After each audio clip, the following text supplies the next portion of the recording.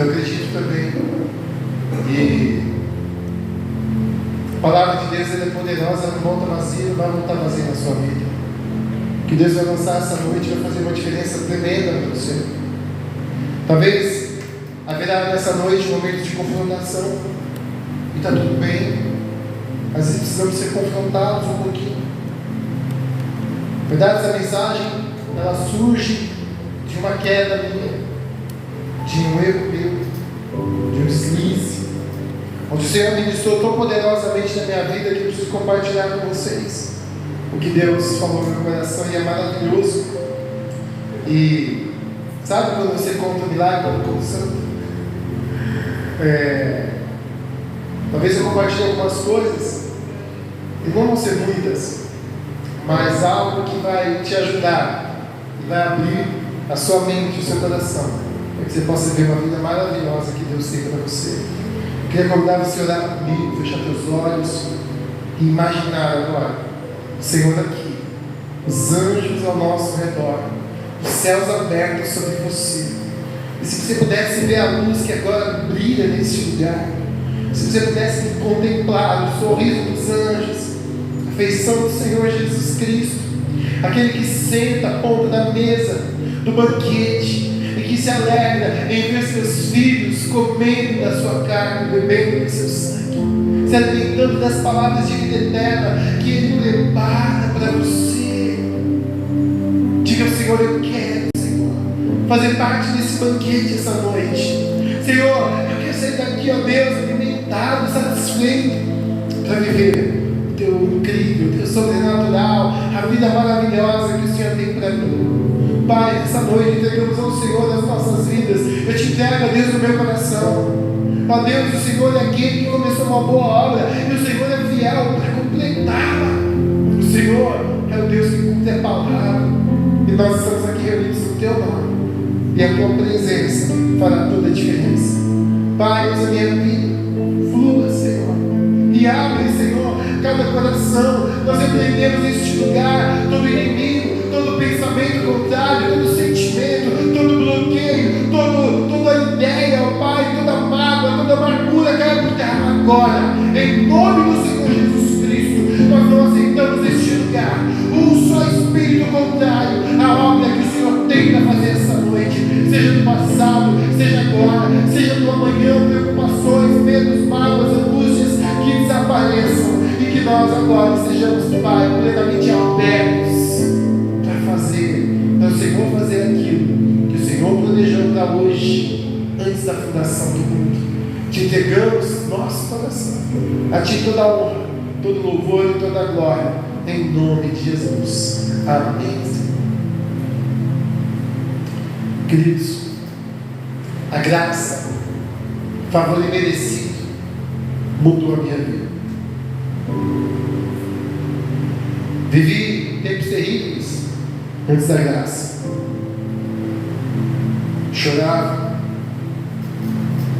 me sentia o tempo todo em falta, em débito, em demérito, sempre procurando algo para ser melhor, sempre tentando ser melhor do que eu pensava, do que eu falava, do que eu olhava, e eu nunca alcançava. Mas o Senhor veio e começou a revelar que o amor dele por mim e por você é muito maior do que a gente consegue entender, e que nós precisamos entender e descansar nesse amor que o Senhor tem por nós. Eu quero ler com você o versículo que se encontra lá em Gálatas, capítulo 2, verso 20. Abra sua Bíblia lá, por favor. Um dos versículos que me atormentava, um dos versículos que me fazia viver uma vida angustiada, viver uma vida oprimida. Não porque a palavra faça isso, mas porque quando nós não olhamos com os olhos do amor de Deus, quando nós não olhamos, não enxergamos pela obra consumada, a Bíblia não tem o menor sentido espiritual. Gálatas capítulo 2, verso 20.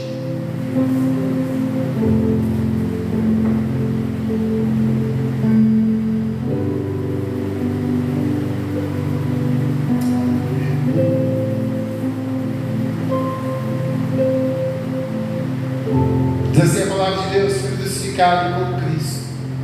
Assim, já não sou eu quem vive, mas Cristo vive em mim. A vida que agora vivo no corpo, vivo pela fé no Filho de Deus, que me amou e se entregou por mim. E tudo que dizia para mim é que não era mais sobre mim. E de certa forma, estavam certos. E nessa noite eu quero falar com você, para você sair do centro e deixar Cristo assumir o centro da sua vida. No entanto, de nenhuma maneira esse versículo veio tirar de você a pessoa especial que você é, a sua individualidade, sua personalidade, sua história, suas qualidades e até os seus defeitos fazem parte de algo muito lindo que Deus tem para fazer. Pedro era impulsivo, Tomé duvidava, mas o Senhor amava cada um deles tinha a sua qualidade. Esse versículo que diz, já não sou eu quem vive, nunca foi para você deixar de ser você, mas é um versículo que fala sobre uma obra do que Deus fez para você. E se nós queremos entender esse versículo, precisamos ler o contexto. Paulo não está dizendo para você se anular. Esse é o versículo que vai te exaltar. Esse é o versículo que vai dizer algo lindo que Deus fez. Nós vamos ler então ele, desde o verso 15 do mesmo capítulo, que diz o seguinte: Paulo, antes que você e eu comecemos a leitura, você precisa, quando ler Gálatas, lembrar de uma coisa: Cristo veio com a graça. E os judaizantes começaram como serpentes a entrar no meio da igreja e começaram a dizer, não, tudo bem, é por Cristo, mas tem que guardar o sábado, é por Cristo, mas você tem que ser circuncidado, é por Cristo, mas você não pode comer carne de porco, você não pode ser palmeirense. Isso eu até entendo, deveria ser mantido, mas tudo bem, diz que não, deixa quem quer ser palmeirense ser palmeirense. O som até parou. Continua, pastor Cláudio, por favor. Rebeldia hoje não, né, gente? E eles estavam lá no meio da igreja. Meus irmãos, pensa no homem desesperado, pensa no homem preocupado, é Paulo, com papel e caneta na mão, lutando pelo Evangelho, e dizendo para eles, por favor, não caiam na graça. Dizendo para eles, por favor, não voltem para a lei, por favor, se você trouxer uma regra só para merecer algo, para ser aceito, para você merecer, para você alcançar, você vai ter que obedecer todas as outras, por favor, não volte. E ele diz no verso 15: nós, judeus de nascimento, e não gentios pecadores. Ele estava falando de dois tipos de pessoas dentro da igreja: os judeus autênticos, herdeiros de Abraão, e aqueles que se converteram a Cristo, ou seja, os que não eram judeus. Sabemos de uma verdade, que ninguém é declarado justo, justificado pela prática da lei, mas mediante a fé em Jesus. Assim, nós também cremos que em Cristo Jesus, para sermos justificados pela fé em Cristo e não pela prática da lei, porque pela prática da lei ninguém será justificado. Então o que Paulo está dizendo? Parem de olhar para a lei. Não é mais sobre a lei, é sobre Cristo, é sobre a graça, é sobre agora um novo tempo. E se tem uma lei agora, é a lei do Espírito e da vida. Não é mais o tempo onde você agora se foca em tábuas de pedra, mas é agora onde você é ministrado e o Espírito escreve na tábua do seu coração. Não é mais sobre você fazer, é sobre Deus fazer por você. Não é mais sobre você alcançar, é sobre aquele que te alcançou. Não é a ovelha que vai atrás do pastor, é o pastor que vai atrás da ovelha. Não é a dracma que procura o seu dono, é o dono ou a dona ali na figura do Espírito Santo iluminando para encontrar a dracma. É o Pai que está esperando pelo caminho que é Cristo, o seu Filho voltar. É Deus que faz tudo por nós, dele, por ele e para ele. E a obra é dele. E Paulo está dizendo, não voltem. pobre. Porque se você colocar uma lei, você tem que obedecer a todas. Mas ele continuou dizendo: se porém, que verso é esse? 17, isso, obrigado. Procurando ser justificado em Cristo, descobrimos que nós mesmos somos pecadores, será Cristo ministro do pecado? De modo algum. Se reconstruo que destruí, provo que sou transgressor, pois por meio da lei eu morri para a lei, a fim de viver para Deus. Olha o que Paulo está dizendo em seu texto, que pouquíssimos cristãos entendem. O que eu estou fazendo essa noite, eu estou ministrando a palavra, ou seja, eu estou entregando a palavra para vocês. O que o pastor Cláudio fez essa noite, ministrou louvor com a equipe, e o pessoal da equipe trouxe uma ministração para a sua vida. Agora, se pois olhar para a cruz, eu procurar ser justificado em tudo que eu vejo, é o quanto eu sou falho, pecador, miserável, indigno, que não mereço, que preciso melhorar, que preciso ser santo, que eu preciso. Paulo está dizendo, é isso que Cristo veio fazer? Ministrar para você culpa, condenação, pecado? Não. Cristo já cumpriu a lei. Eu lembro até hoje um dia, que conversando com uma pessoa muito estudada, muito mesmo, gente que lê tipo 3, 4 livros por mês. Alguém aqui se qualifica? Alguém que costuma ler 3, 4 livros por mês? E um dia conversando com essa pessoa, ela olhou para mim e falou assim: pastor, o povo precisa da lei, você não pode tirar a lei deles. Eu disse para ela: minha irmã, você sabe o que a Bíblia diz sobre a lei? A Bíblia diz que a lei é caduca, não tem mais vigor. A Bíblia diz que a lei é o ministério da morte, escrito em tábuas de pedra. A Bíblia diz que a lei mata, mas o Espírito vivifica. Você realmente acha que agora, numa época de Deus, vou eu trazer o povo de volta para o ministério caduco, que mata, que condena e que é o ministério da morte? Não. Nós estamos no novo tempo. Mas que algumas pessoas não entendem é que a graça não é um tempo cronológico. A graça é uma dimensão. Eu queria que você repetisse comigo essa palavra. A graça é uma dimensão. Vamos falar juntos? A graça é uma dimensão. Eu quero explicar para você. Certa vez eu vi um debate entre o defensor da graça e o defensor da lei. Coisa triste, mas existe. E ali o defensor da lei virou para o defensor da graça e disse para ele: bom, se nós estamos na época da graça sem lei, como é que você me explica Atos capítulo 5? Alguém lembra o que aconteceu em Atos 5? Ananias e Safira morrem diante de Pedro, os apóstolos da igreja, porque mentiram ao Espírito Santo. E esse pregador diz: como é que você me explica um Deus fulminando duas pessoas dentro da igreja sem lei? E o defensor da graça virou para o defensor da lei e disse: eu devo confessar a você que esse é um texto que eu não consigo explicar. E nessa hora que eu ouvi isso, eu virei para Cátia, Daniel e Davi, porque nós estávamos assistindo juntos, e eu virei para eles e falei assim: como esse cara fala isso? Ele não entendeu. A graça não é um tempo cronológico, a graça é uma dimensão espiritual. Quer ver só uma coisa?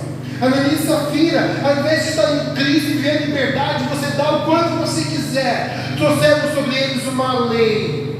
Se todo mundo está dando, nós temos que dar também. E a lei mata. E eles morreram. Aí você diz: será que é isso, pastor? Eu quero te fazer uma pergunta. Davi, o grande rei Davi, vivia na época da lei e na época da graça? Quem sabe disso? Da lei. Ué, Davi vivia na época do tempo, da lei, do sacerdócio, dos sacrifícios, dos holocaustos, mas ele vivia na dimensão da graça. A Bíblia diz que Davi foi um homem, sua conversa me atrapalha. Eu pedi para você não conversar com o teu ministro.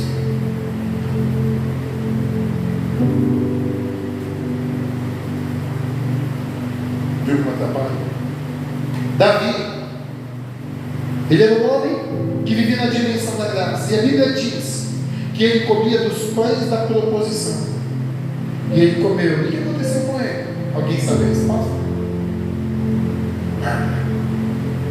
Mas na mesma época em que esse homem, Davi, comeu os pães da proposição, que disse Jesus que só era lícito ao sacerdote comer, e não aconteceu nada, foi nessa mesma época que um homem, tentando ajudar a arca que ia cair, pôs a mão na arca e caiu duro na mesma hora. Qual a diferença entre os dois? Um tocou na arca, o outro comeu os pães da proposição que ficava no santo lugar. Qual a diferença entre eles? Um estava na lei e o outro estava onde?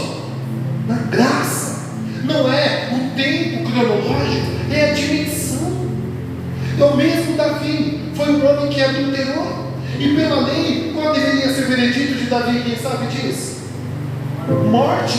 Apedrejado, era claro, era explícito na lei. Mas eu te pergunto, o que aconteceu com Davi?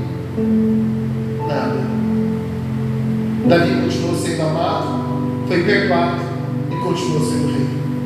Há quem diga, não, Davi teve consequências. Eu concordo com você, porque na hora que ele foi julgar o outro, ele desceu da graça e veio para a dimensão da lei. Disse, quando lhe contaram a história da cordeirinha, digno de morte este homem, e pela cordeirinha 4 vezes lhe será restituída. Nunca foi Deus que puniu Davi, ele trouxe da sua boca a dimensão da lei. Por isso não julgue, não condene, não vá para a lei. Traga graça para a sua casa, para o seu coração. Como mudou minha vida, criar meus filhos pela graça. Daniel é outro, Davi é outro, Cátia é outro, outra, eu sou outro. Por quê? Porque quando a graça vem, ela vem para transformar você de dentro para fora. E você começa a perceber que a lei da meritocracia que governa o mundo, ela não existe no reino espiritual. Não é meritocracia. A ovelha perdida não merece ser salva. A dracma perdida não vale o trabalho por si mesmo de ser buscada. O filho que gastou metade da herança nunca seria por si só digno de ter todo o dinheiro do pai de volta. Nunca foi meritocracia.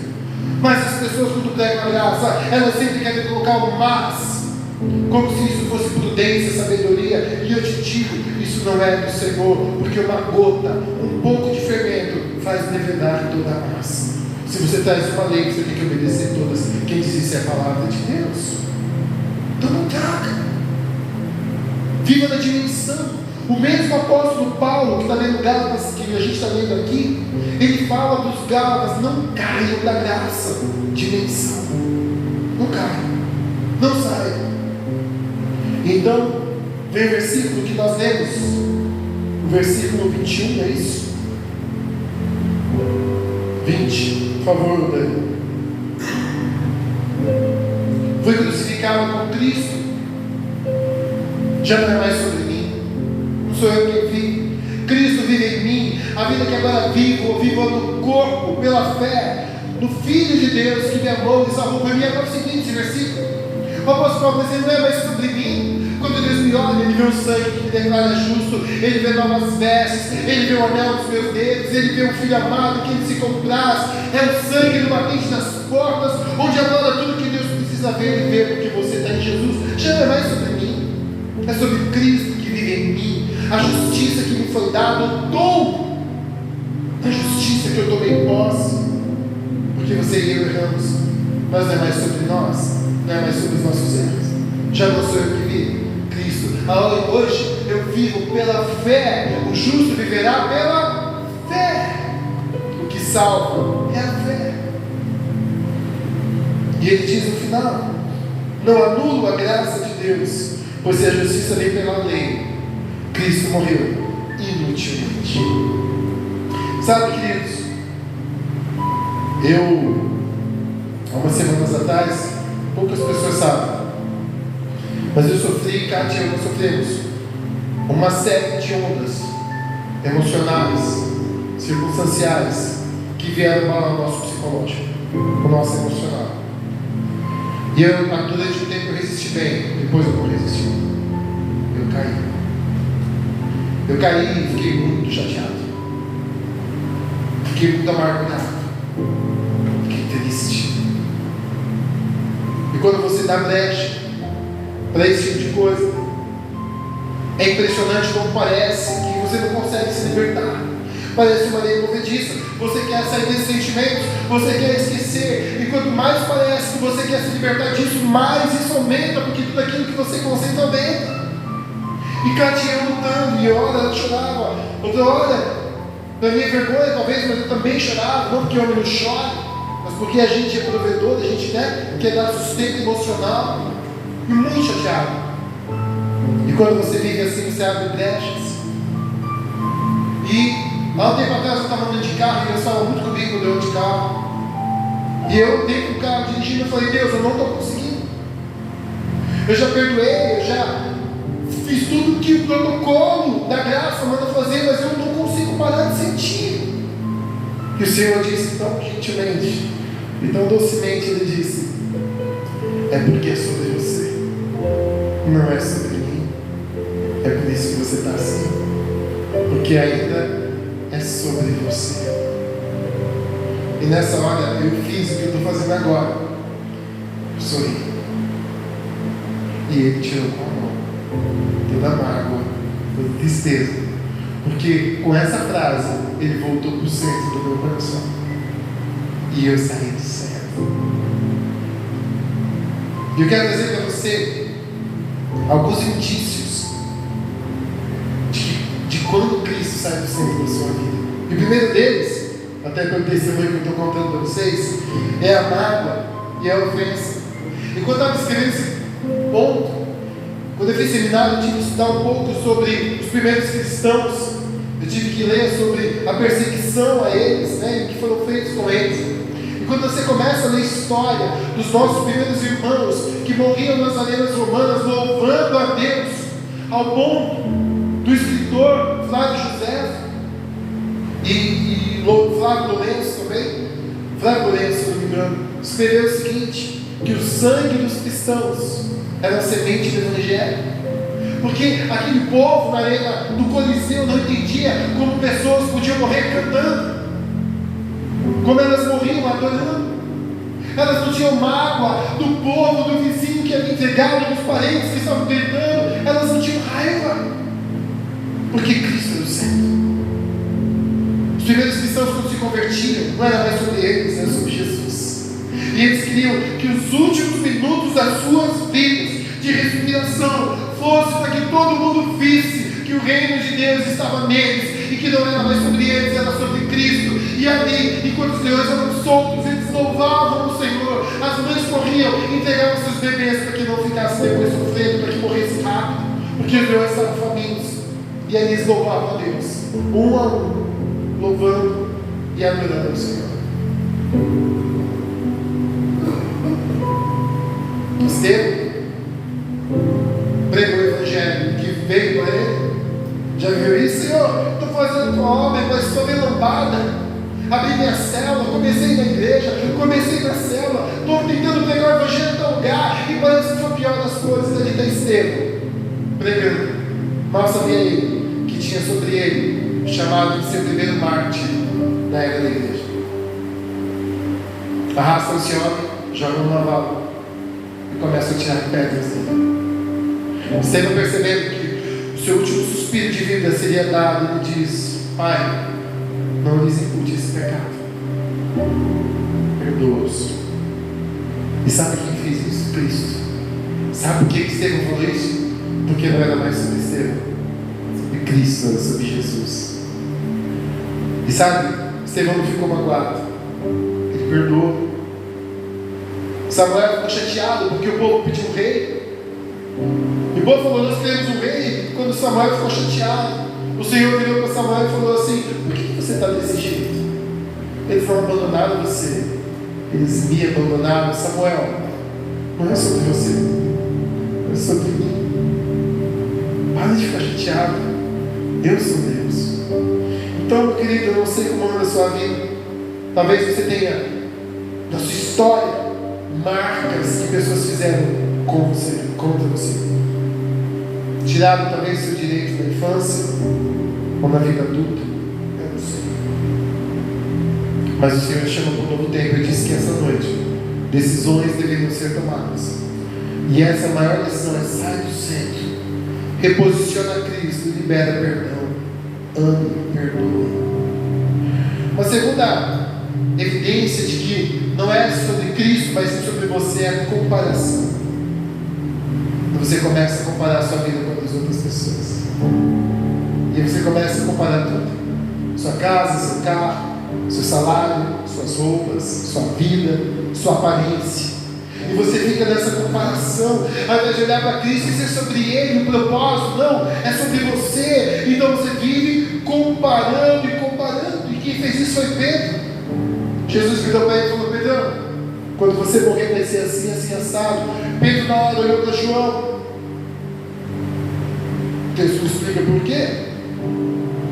Só sei que ele chega para Jesus e fala assim: e ele? Como é que vai ser a morte dele? E Jesus olha para ele e fala assim: Pedro, se eu quiser que ele fique vivo até que eu volte, o que você tem a ver com isso? É difícil de modo especial e admirável. Quem recebe essa palavra? É difícil de modo tão perfeito. Não se compara não. Porque o que você precisa para viver o teu chamado, eu vou dar para você. Eu comecei, eu completo, descansa no coração. Eu sei que ao longo da tua vida aconteceram coisas, ou você viu coisas que não gostaria. Talvez você está olhando para pessoas que têm mais, mas você não conhece a vida delas. E não adianta ficar imaginando o quanto elas sofrem para me sentir bem. Eu tenho que parar de comparar a minha vida. Deus me quis careca, e a outros ele dá cabelo, que cada semana dá de um jeito.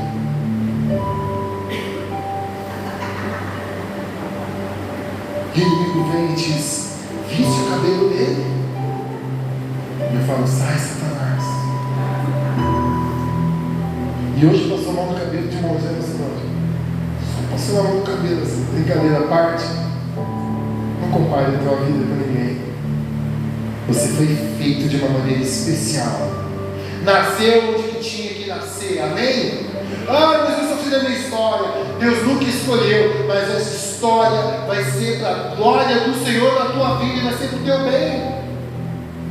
E você se deixar e colocar Deus no centro, você vai ver que dessa dor vai sair ministério. Você vai ver que desse sofrimento vai sair glória a Deus. Você vai ver que a tua palavra vai ser mudada de lamúrias, de reclamações, para louvor, exaltação e testemunho de uma coisa poderosa que Deus fez na sua vida. Você recebe essa palavra? Então não compare a tua vida com ninguém. Porque quando você compara, vem uma outra evidência de que não é sobre Deus e sobre você, vem a infidelidade. O que é infidelidade? Preocupação excessiva do que os outros pensam de você. Então você começa a se diminuir, se diminuir.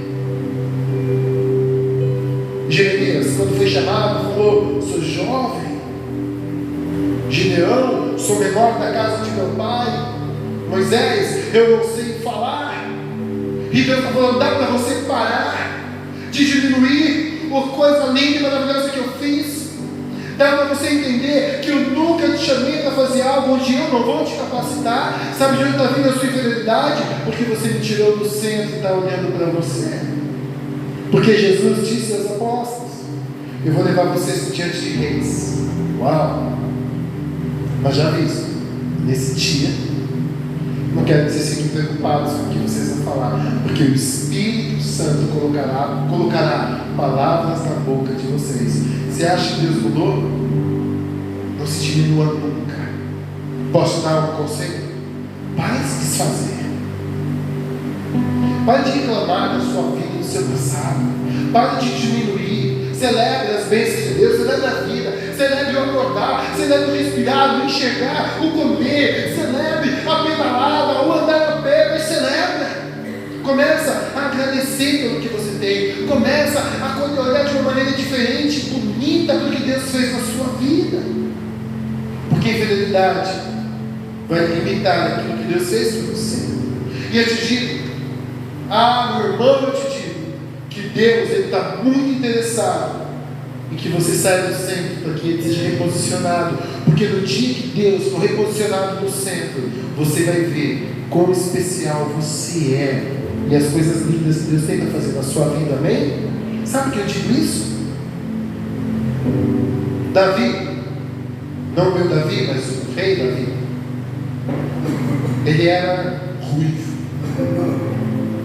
Sabe o que significa isso para um judeu? Na cultura judaica, eles entendem que Davi não era filho de Jessé. Talvez filho de um adultério ou de um estupro. E ali está Davi, no campo, esquecido. Jessé chama os filhos, mas não chama Davi. Mas Davi é o escolhido.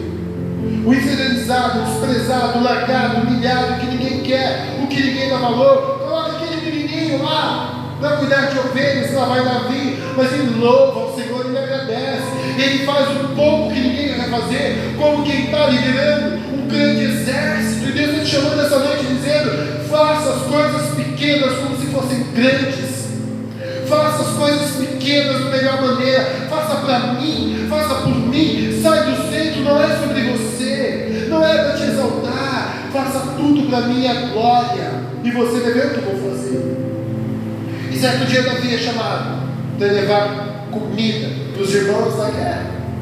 E quando ele chega lá, ele vem descendo o vale, um gigante que desafia o exército do Deus vivo. E Davi começa a olhar para o lado e diz: ué? Ninguém? E ele pergunta: quem é esse incircunciso filisteu que desafia os exércitos de Deus vivo? E eu vou lá, e eu vou lutar com ele.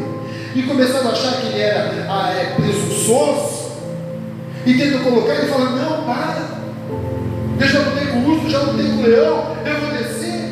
E quando ele desce, Golias zomba dele. Mas então Davi traz o que Deus quer te trazer essa noite, dizer essa noite. Quando chega lá e Golias zomba, ele fala: Golias, você não entendeu? Não é sobre mim. Você não está lutando com o moleque. Você está lutando contra o Deus vivo que habita em mim. Você está lutando contra o Deus desse povo. Você não entendeu uma coisa, Golias?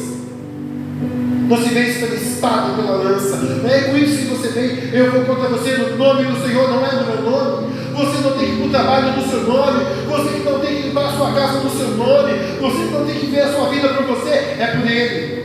É por Ele que eu limpo. É por Ele que eu cozinho. É por Ele que eu trabalho. É por Ele que eu vivo. Por Ele. E Ele falou: você não entendeu uma coisa, Luiz? Se a batalha fosse minha, a gente tinha perdido. Mas a batalha é do Senhor. E hoje eu corto a tua cabeça. Hoje eu dou seu corpo às aves do campo. E hoje todo esse povo aqui vai saber de uma verdade: que existe Deus em Israel. E que a batalha não é sua, é do Senhor. Talvez você está aqui essa noite passando por batalha, Deus está dizendo: sai do centro e me coloca. E você vai ver que eu vou usar você para fazer uma grande vitória no meu nome. Não é da tua força. Às vezes você quer mudar pessoas na sua força. Você quer vencer. Eu estava lá tentando sair da mágoa na minha força, mas não dirigia. Uma conversa tão simples. O Senhor veio e falou: sai, que eu entro no lugar, sai. E eu vou cuidar de você. E naquele dia Ele tirou a mágoa, a tristeza e a indignação do meu coração. Sabe? Minha Bíblia está acabando também.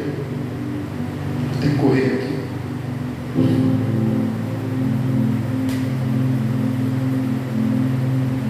Quando você vive uma vida de infidelidade, você vive também insatisfeito. E eu não vou me deter muito, porque eu já falei, mas cuidado. Seja contente. Paulo disse: aprendi o segredo de viver contente em toda e qualquer circunstância. Quem já ouviu esse versículo? Aprendi o segredo de viver contente em toda e qualquer circunstância, seja na fartura ou na necessidade. Eu perguntei quem respondeu. Quem já ouviu esse versículo? Levanta a mão, por favor. Poucos. Sabe o que Paulo disse quando ele disse: aprendi o segredo? É o que você está ouvindo aqui. Não é sobre mim. Seja passando fome na fartura, é sobre Ele. E é dele que eu vou falar, é para Ele que eu vou viver, é dele que eu vou testemunhar. Seja livre, seja no naufrágio, ou seja preso, me dá papel e caneta, porque eu estou vivendo para a glória. Então cuidado com a insatisfação. A satisfação ofende o Deus que cuida dos detalhes da sua vida. Seja grato em todo tempo. Um outro indício de que não é sobre Deus, é sobre você, são propósitos carnais. Vivemos aí no coach. Você vai ser rico, vai ser idoso, não tem problema. Seja, o Senhor veio para te dar vida em abundância, mas o seu propósito nunca foi ouro e prata, nunca foi redes, barcos, nem peixes. O seu propósito são vidas. E quando a gente vive no centro, parece que tudo que a gente pensa é estou aqui e agora. Esquecemos da eternidade, esquecemos do Deus que está preparando o lugar, esquecemos de fazer bolsas nos céus, esquecemos de abençoar vidas, porque vidas são eternas, esquecemos do chamado.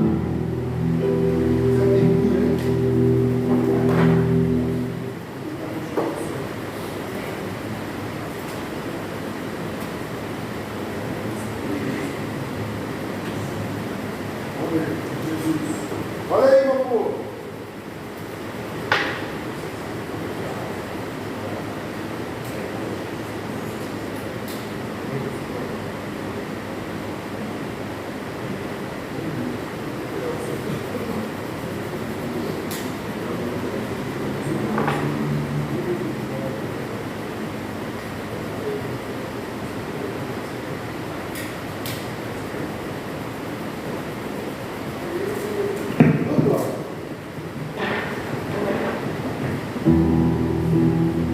Vamos lá. Falei de propósitos carnais. Quero falar de outra coisa que mostra que você está no centro e não Deus. É o medo. Eu não sei do que você tem tido medo, mas o medo diz uma coisa: que você não está acreditando que Deus está com você. Os discípulos passaram por 2 tormentas. Na primeira crise estavam, mas estavam dormindo. Na segunda crise não estavam, mas eles estavam vendo. E Deus diz: quem está no centro da sua vida? Porque se Deus está no centro da sua vida, por que você tem medo? Por que tem medo do amanhã? Por que tem medo de faltar? Por que você tem medo de alguém morrer? Por que você fica pensando tanto no que foi ou no que vai ser e esquece de viver agora? Coloca Deus no centro e declara: o Senhor é agora o meu pastor, e por isso nada vai me faltar. Essa é a verdade. Reposicione Deus no centro da sua vida. Quando você estiver sentindo medo, saiba de uma verdade: o Senhor saiu do centro e você tomou um lugar.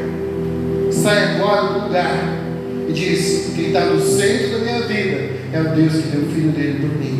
E a Bíblia diz: olha, aquele que não poupou o seu próprio Filho, pelo contrário, o entregou por nós, como não nos dará juntamente com ele de graça todas as coisas? Descansa, lança fora o medo e o amor, expulsa o medo. E quando Deus está centralizado na tua vida, a primeira coisa que Ele ministra na tua vida é amor.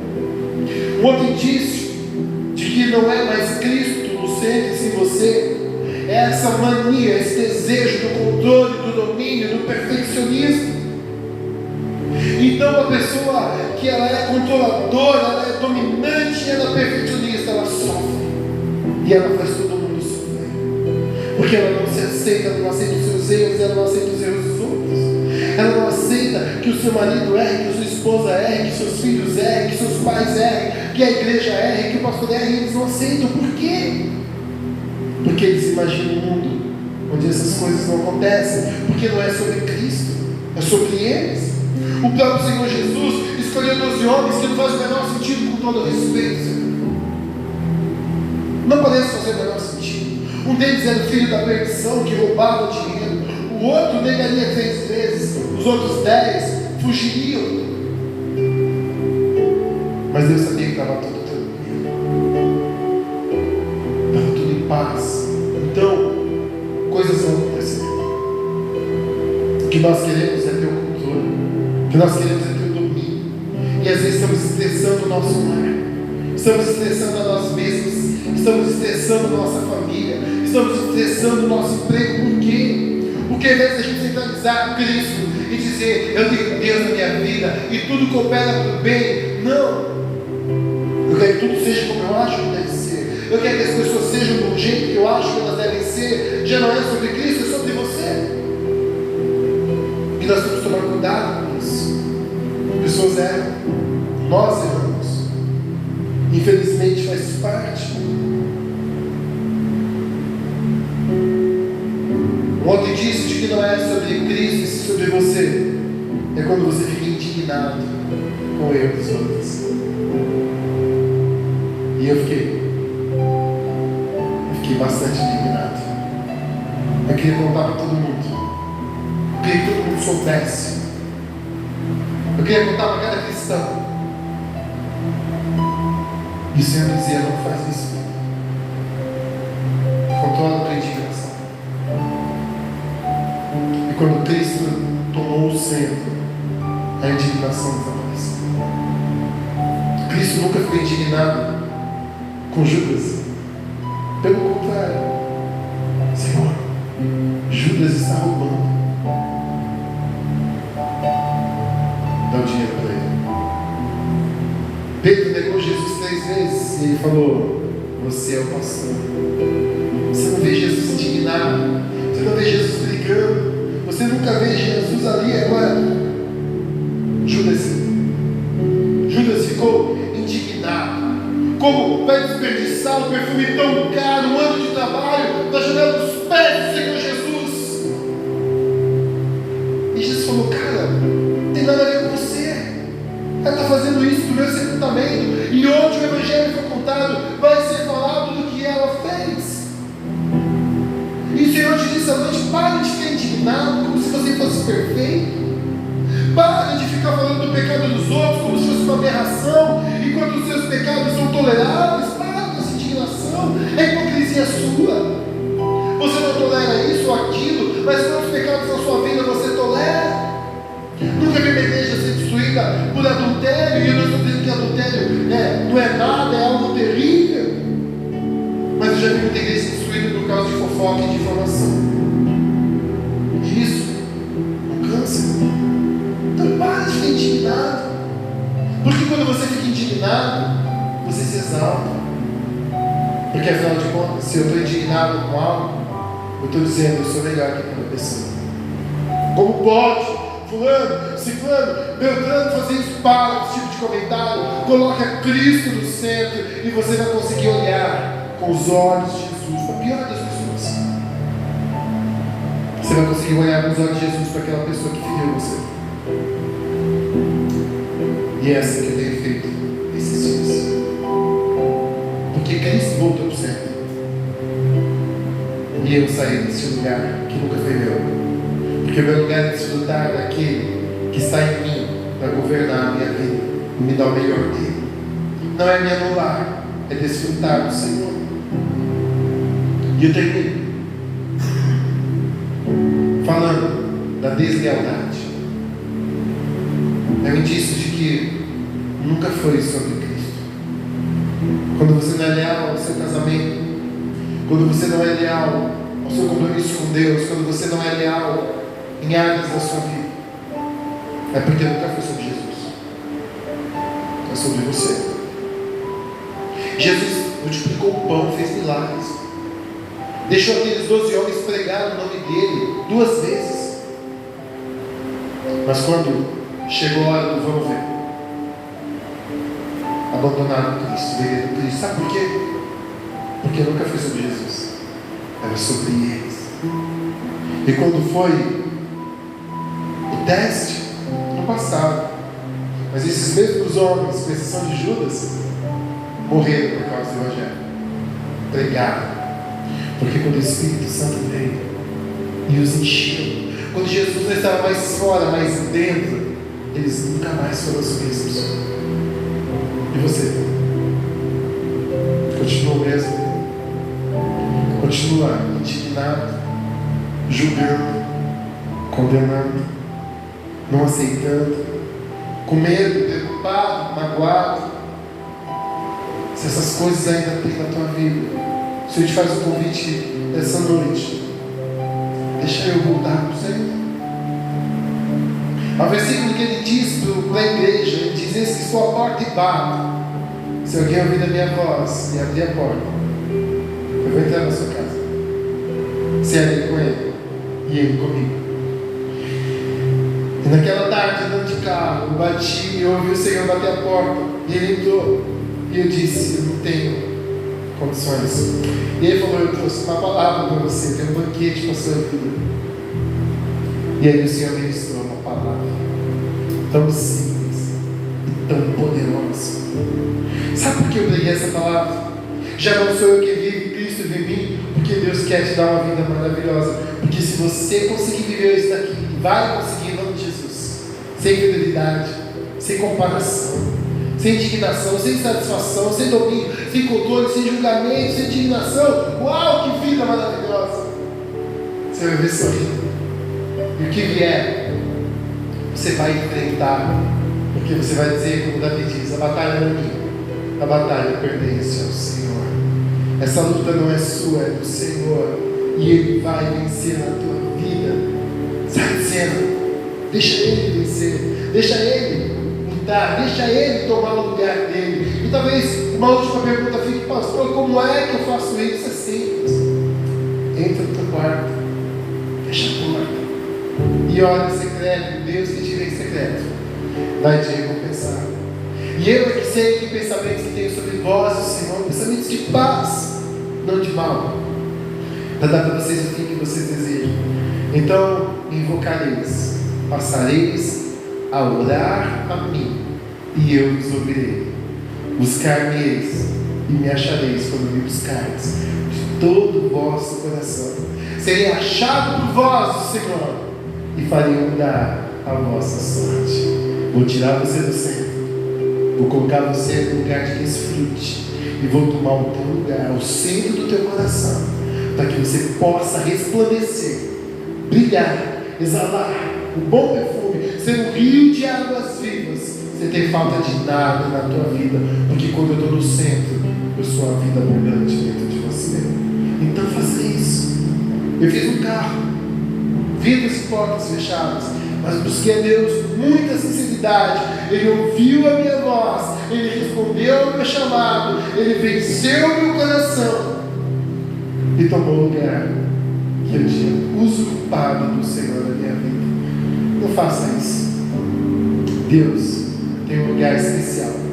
Deixa Ele tomar esse lugar na sua vida. Amém? Vamos ficar em pé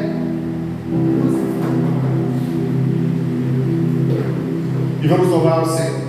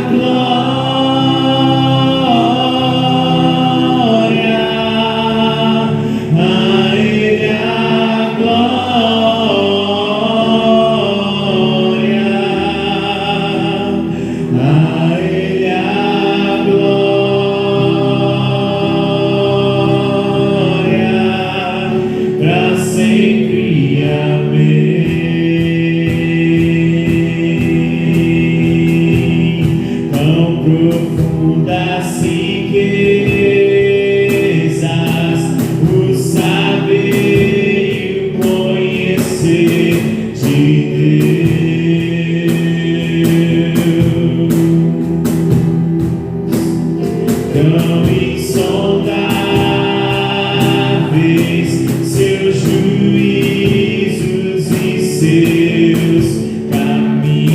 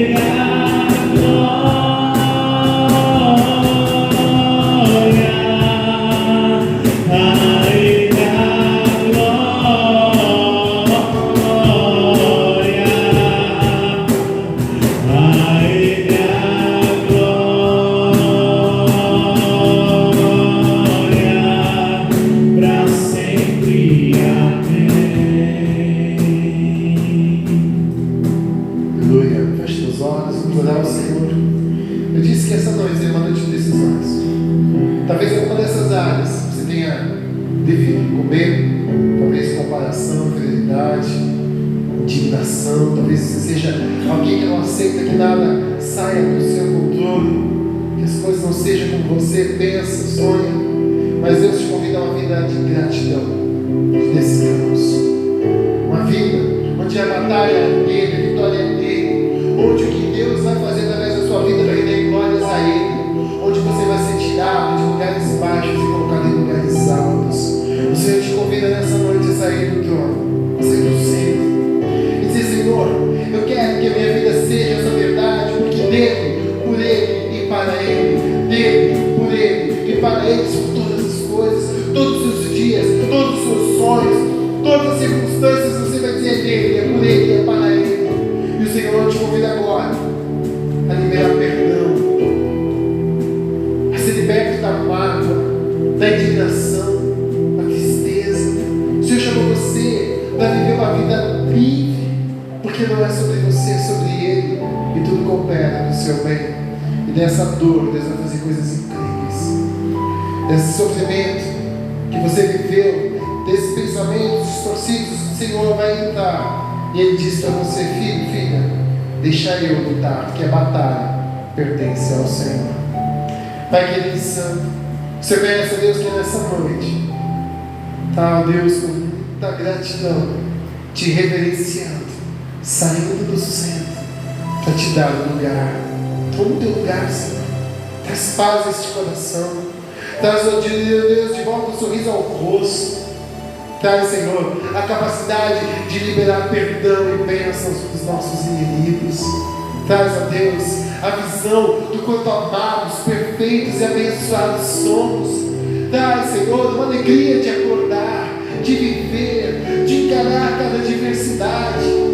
Traz, Senhor, a paz, entregar, ó Deus, a paz a este coração que quer tanto sucesso e a vida próspera. Traz para essa pessoa o descanso. E deseja todos nós vivemos o propósito, aquele plano maior e melhor que o Senhor nos deu. Abençoa essa vida, Senhor, que essa vida agora possa ser tocada pelo Espírito Santo. Se mova o Espírito Santo de Deus, nós clamamos em nome de Jesus, e tira do centro o nosso ego e coloca o Senhor Jesus, o Pai e o Senhor o Espírito Santo.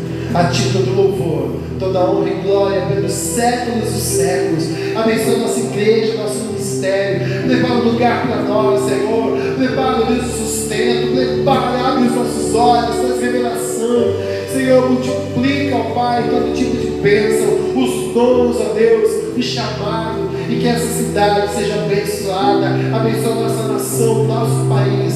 E que sejamos, ó Deus, sempre luzeiros a brilhar neste mundo. Dá a todos uma semana maravilhosa, da graça do nosso Senhor Jesus Cristo, do amor do Pai, que é o eterno Senhor, e do Espírito Santo que traz consolação. Que seja uma semana de bênçãos, de luz, de realizações, de milagres, de novas oportunidades, de reconciliação. Que seja, Deus, uma semana de grande vitória para o louvor do seu nome. Assim oramos e agradecemos no glorioso nome de Jesus. Amém. Dê uma grande salva de palmas ao Senhor, celebrando o Senhor que hoje está sendo no trono, que você não tem lugar a Deus, celebra, aplauda ao Senhor, e que seja assim uma semana de grandes realizações para a glória do teu Deus. Senhor te diz: levanta e resplandece, porque é chegada a tua luz. Dá um abraço que está do teu lado, desejo uma semana abençoada, e estamos encerrados para a glória do nosso Deus. Amém e amém.